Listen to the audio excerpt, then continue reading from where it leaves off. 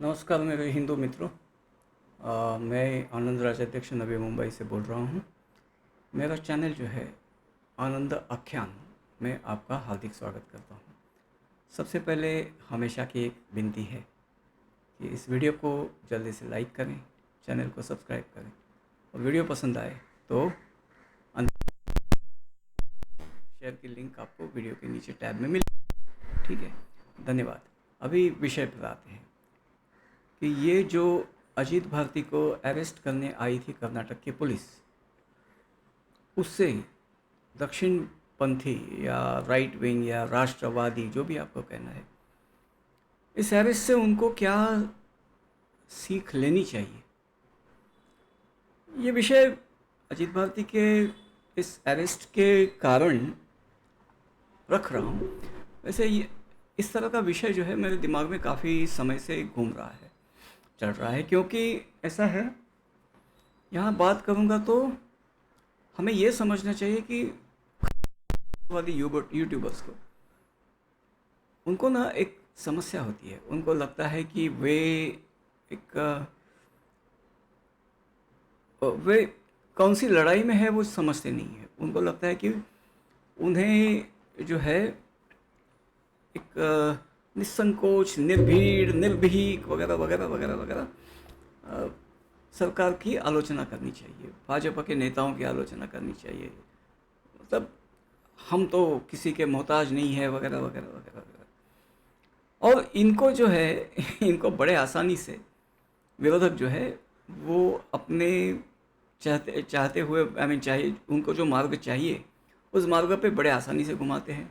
बोल देते कि भाई आप लोग तो बैलेंस नहीं है, आप मोदी जी को कुछ नहीं बोलते, आप इनको कुछ नहीं बोलते, इनके भी ज़रा बोलिए। फिर उनको स्फुरन आ जाता है, ये बोलने लगते हैं। वैसे भी उनको क्या है, ये बोलने लगते हैं। एक बात इनको समझ में नहीं आती। देखिए, मोदी जी की प्रशंसा करने की कोई आवश्यकता नहीं है, ठीक है। भाजपा की प्रशंसा करने की कोई आवश्यकता नहीं है। आप युद्ध में किसके तरफ है, आपका विरोधी कौन है, आपका शत्रु कौन है। आपको अपने ऑडियंस को शत्रु के प्रति सजग रखना चाहिए, क्योंकि आप अगर शत्रु के प्रति सजग नहीं रखते तो आपको क्या है, आपको स्लॉट, मतलब एक स्लॉट पे आपको वीडियो रिलीज़ करना है वगैरह वगैरह, जिसको यूट्यूबर भी कहा जाता है।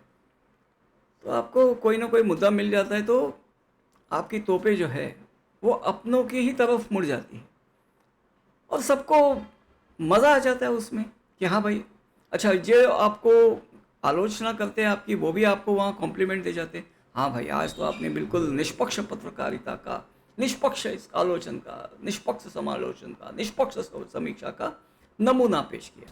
भाई आपका नमूना बना दिया उसने। सी काटा बड़े वाला, आपको समझ में नहीं आता ये बात। बात क्या होती है, चुनाव के दिन आप आकर भाजपा को वोट देके जाएंगे, क्योंकि आपको ये बात पता है कि आपको बोलने की स्वतंत्रता जो है वो भाजपा सरकार में मिलेगी। लेकिन आप अकेले आकर वोट देके जाएंगे, शायद आपके फैमिली के 2 मेंबर आकर वोट दे जाएंगे। आपके फॉलोअर्स जो है ना, और आपके सुनने वाले हैं, उनकी तादाद हज़ारों में है। और ये आलोचना करके आपने उनको दूर किया है। भले वो जाके विपक्ष को वोट ना दें, घूमने जाएंगे, ठीक है, मतलब उनका वोट कम हो जाएगा। और उसका असर क्या होता है वो आपने देख लिया। और आपने देख भी लिया कि जैसे कर्नाटक से भाजपा सरकार चली गई, वहाँ से अभी किसी की आवाज़ उठती है क्या। पिछली बार राजस्थान में कांग्रेस सरकार आई थी, लोग लिखना बंद हो गए थे। आज आपने इतना लिखा है, कल अगर आपके राज्य में जिसके भी चुनाव होने होंगे वहाँ कांग्रेस सरकार आ जाएगी, आप क्या लिखेंगे। सोचा कीजिए। इसको कहते हैं युद्ध बोध। युद्ध किसके लिए लड़ा जा रहा है, आप इसे युद्ध समझते ही नहीं। असल बात है ना कि हिंदू ही इस युद्ध को युद्ध नहीं समझता। वो उसे स्पेक्टेटर स्पोर्ट, मतलब उसके लिए एक खेल है, कुश्ती की मैच है वगैरह वगैरह, और उसको बस स्टेडियम के बाहर, मतलब गैलरी में बैठ के उसको उत्तेज, मतलब खिलाड़ियों को प्रोत्साहित करने में मज़ा आता है, उसको मज़ा आता है, मज़े की बात नहीं है, वो नहीं समझता। और जो हमारे विरोधी है ना, वो इस बात को बखूबी समझते हैं, उनके लिए ये युद्ध है, वो लड़ते हैं, उनको मालूम है क्या करना है। हम कब समझेंगे इतना सब? मतलब हमारे विरोधियों ने गंवाया क्या है? असल में बात कहूँ, उन्होंने तो पाया ही पाया है और हमने खोया ही खोया है। फिर भी हमें लगता है कि कुछ नहीं भाई, क्या है, ये सब होते रहते हैं। चूंकि उन्होंने पाया है, हमेशा पाया है, उनके लिए ये युद्ध लड़ना प्रॉफिटेबल है। और हम ये भी नहीं समझते कि हमें ये युद्ध लड़ना ही पड़ेगा। हम सोचते हैं क्यों लड़े भाई, नुकसान होता है तो। नुकसान हो जाए तो करेंगे क्या आप? मिट जाएंगे ऐसे ही? या फिर भगवान को कोसेंगे कि उसने आकर आपको बचाया नहीं? या फिर मोदी को कोसेंगे कि उसने आकर आपको बचाया नहीं? या संघ को कोसेंगे कि उसने आकर बचाया नहीं? संघियों ने क्या करेंगे? सोचिए तो सही, किस युद्ध में है आप? ये मैं दर्शकों को, प्रेक्षकों को कह रहा हूं। और यही बात दक्षिणपंथी या राष्ट्रवादी, हिंदूवादी, सनातन, जो यूट्यूबर्स हैं, उन पे भी यही बात लागू होती है कि आप आलोचना तब ही कर सकते हैं जब तक भाजपा की सरकार केंद्र में है, राज्य में है। वो ही आपको जो कुछ बोलना है बोलने की आज़ादी देती है, स्वतंत्रता है आप। नहीं तो आपको मैं यहाँ एक समापन में मैं आपको एक पुराना अमेरिकन जोक सुनाता हूँ, जो कोल्ड वॉर के समय का है, 1960s का। सोवियत रशिया के साथ अमेरिका का शीत युद्ध चालू था। तो संयोग से एक अमेरिकन और एक रशियन, सोवियत रशिया का नागरिक, ये पेरिस के एक पब में मिलते हैं, बार में मिलते हैं, पीते पीते गप्पे चालू होते हैं, संयोग से मिलते हैं, कोई ऐसी बात नहीं। अमेरिकन बोलता है हमारे देश में, अरे तुम्हारे देश तो क्या है, कोई आज़ादी नहीं है, हमारे देश में देखो इतनी आज़ादी है कि मैं व्हाइट हाउस के सामने खड़ा रह के अमेरिकन प्रेसिडेंट को मैं गाली भी दे सकता हूँ। रशियन बोलता है इसमें बड़ी क्या बात है, मैं भी मॉस्को आकर क्रेमलिन के सामने खड़ा रहकर अमेरिकन प्रेसिडेंट को गाली दे सकता हूँ। समझे ना? बस इतना समझा करो, ये युद्ध है और आप लड़ाई में उतरे हैं, अब आप इससे वापस नहीं जा सकते। You are there in the battle and you have been marked.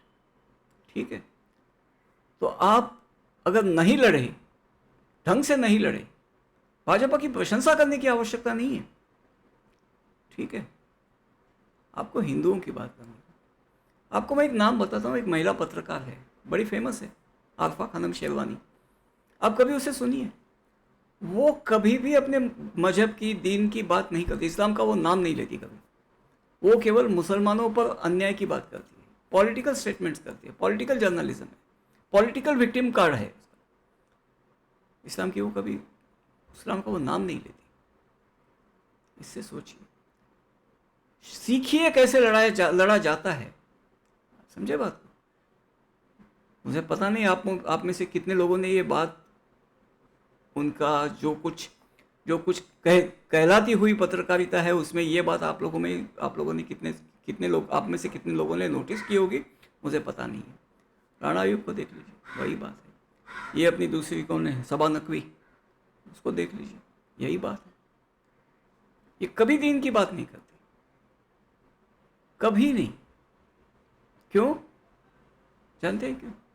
क्योंकि ये महिलाएं मॉडर्न है, इंटेलिजेंट है, अच्छी इंग्लिश बोलती है, तो वो ये बात नहीं करेंगे,